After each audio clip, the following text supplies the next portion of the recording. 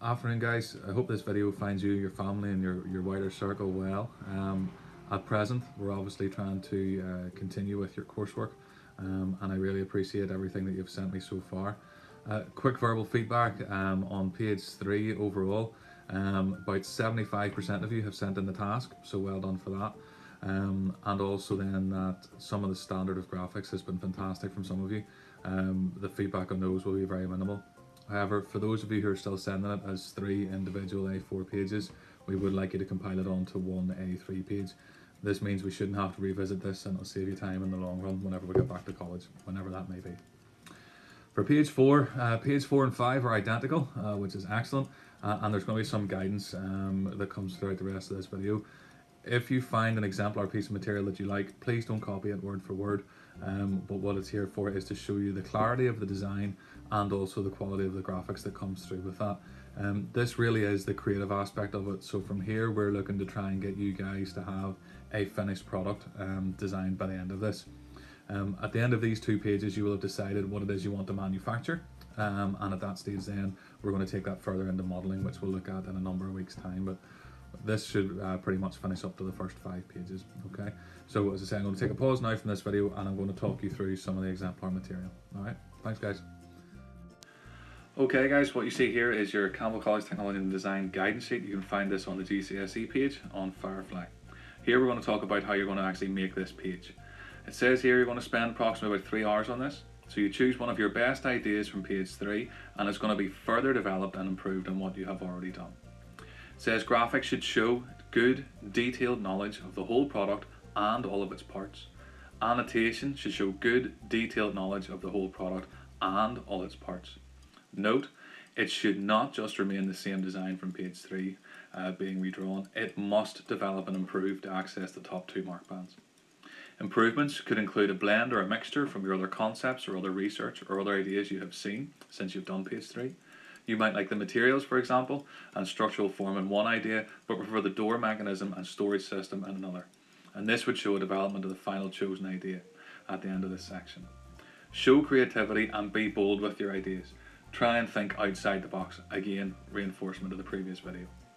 Show a range of sketching techniques: 2D, 3D isometric, 3D oblique, 3D 2-point perspective, exploded drawings and sectional drawings would be excellent here. And if you show a wide range of all of these, this will work to your advantage. Shading, colour and rendering are encouraged to help communicate your design, but they are not vital. The annotation is explained down below. You should focus on one main image in the middle of your page drawn in 2-point perspective or isometric, and then do subsequent callouts or explosions of different parts and how they go together. Your page 5 is exactly the same format but is a completely separate idea, and we want to make sure that you get both styles within that. Here's some exemplar material for you. So up first you can see just a quick reflection on a page 3 that's been well presented. Could have had a few subheadings, but all designs drawn in 2-point perspective, isometric and 2D oblique. Note the shading on this to try and enhance the designs and try and make some of the features stand out. And I've tried to zoom in here just to show you some of the text. If you want to refer to this just to maybe improve your own page 3, have a look at it. This is another similar page 3 where one person's drawn in, again, oblique style drawing, but then used callouts and parts drawings to show the different assembly methods. Small, sharp, neatly presented type text boxes really do enhance this page overall, and you can even see some of the explosions on the child's workbench on the bottom right hand corner. Read the text, again, use this to support your own page 3. This is now page 4 based off of a similar thread, so note an isometric drawing of the scooter. There's measurements on this, something that you should also have, but then also different parts and assembly drawings to show how that these would go together. There's a table here on the right hand side, bottom right hand side of the page, and this is a selection chart, and this is based and evaluated against your specification. Note it's not on this one, but it should be. This drawing style is 2-point perspective, and again it shows an explosion of different areas, and again we're based on a child's toy theme. The subheadings in this one definitely do help. They're referring to the manufacturing processes used and the high-end skills that will also be used in this particular part of the design. The next one is someone's take on it, which is slightly different. They've used a lot of boxes to try and fill out different parts of it. So what they've done was they had typed all the boxes, printed the page, and then did the drawings afterwards. The drawing side itself, you're probably in and around a C level for this particular drawing. What really supports the marks in this section is the text. But I would anticipate better graphics at this stage from you guys.